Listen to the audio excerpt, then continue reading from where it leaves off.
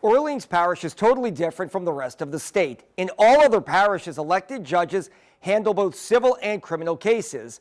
But in New Orleans, we have two separate courts with full staffs. One does civil, one does criminal. There are 13 judges at criminal court, 14 at civil. If lawmakers do what the governor wants during this session, civil and criminal courts will be combined, forcing all of those judges, 27 total, to run for just 13 seats. The lawmaker who wrote the bill to shrink the court system in New Orleans is Baton Rouge-based Republican Dixon McMakin. He says it's all about the money. This governor and this legislature has been all about efficiencies and effectiveness. And if you're too separated, you have too many of them, we don't think that's appropriate anymore. Judges' salaries in Louisiana are set by the state, and district court judges, like the ones at civil and criminal court, make just over $175,000 a year.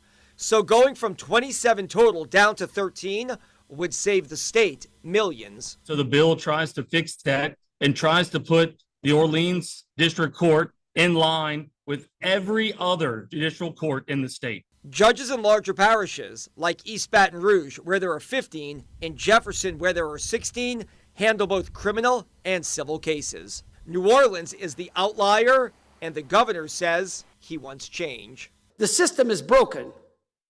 And ladies and gentlemen, it's time for you to right-size it. But some New Orleans-based lawmakers say combining the courts is just too much, too fast. That's probably, for the best to shave some judges here and there and to streamline the system a bit. But I don't think what they want to do is possible on the timeline they're submitting. This idea to combine civil and criminal courts isn't new. It was hatched after Hurricane Katrina back in 2006, but failed at the legislative level. In fact, we used to have two sheriffs in Orleans Parish, one for criminal court and one for civil court. Those jobs were consolidated into one office 20 years ago.